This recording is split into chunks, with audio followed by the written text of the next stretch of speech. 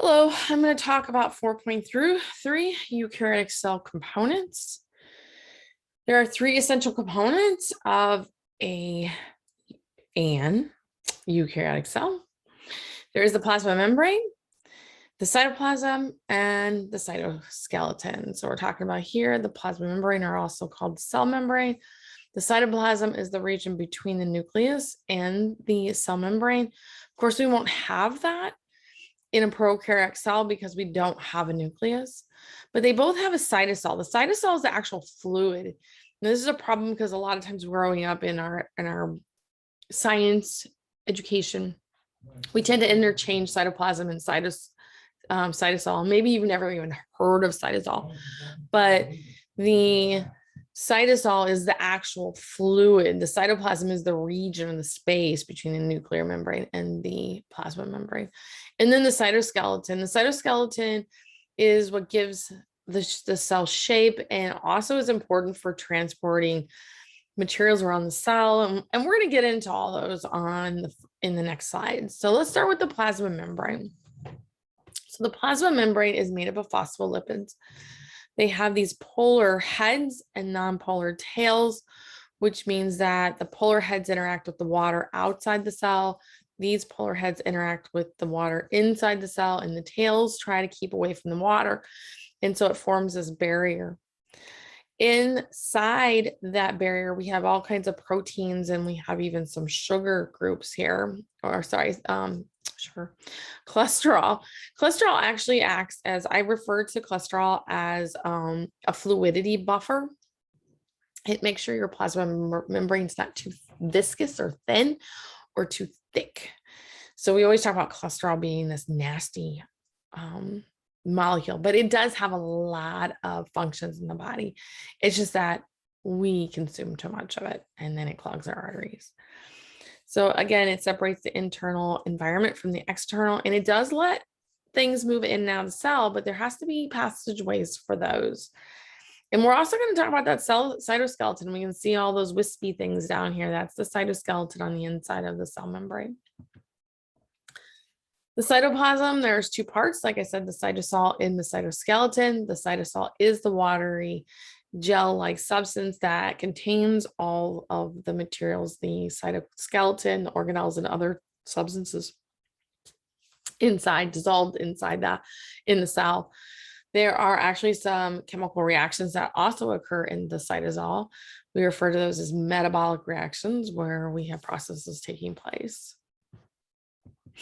The cytoskeleton helps maintain the shape, like I said earlier, anchor cell organelles to their specific locations.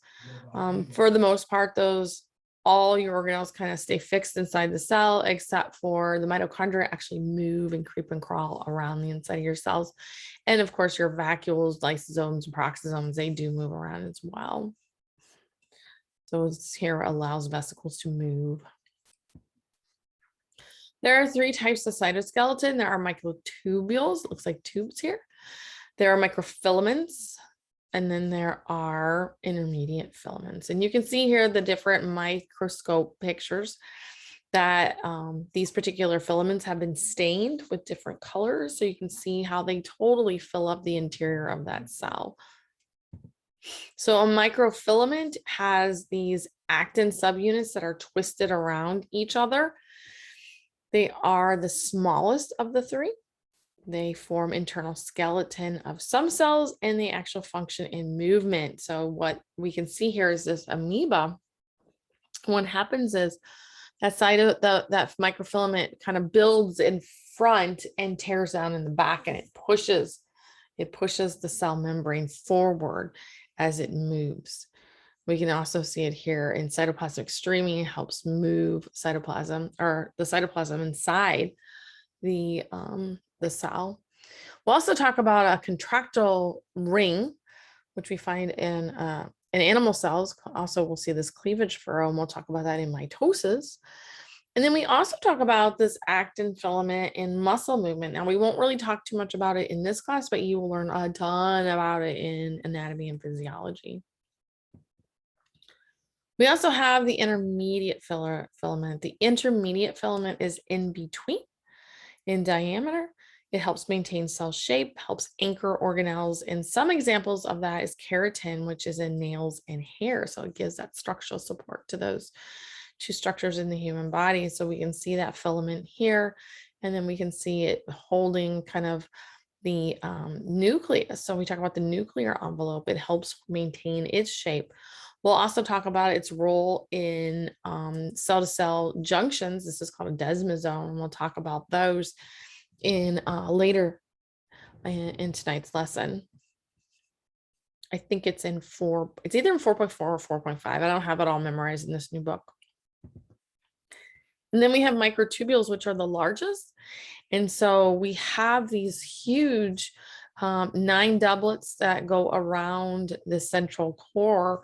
And so we see them with motor proteins, and we use those to help with cell division. So we use them for cell division. We also use them for cilia and flagella, and I'll talk about that in the next couple slides. And so here with the centriole is a structure found in animal cells that will then grow these spindle fibers off of it and help with cell division. We do not really see centrioles in plants. We'll see what's called asters, kind of like a star structure with the spindle fibers coming out. But we don't have a true centriole in the middle of that structure. A centrosome is the centriole plus the spindle fibers. And then, like I said, flagella and cilia. These are types of microtubules. Flagella are really long and they whip and undulate. Most of you are familiar with that on sperm.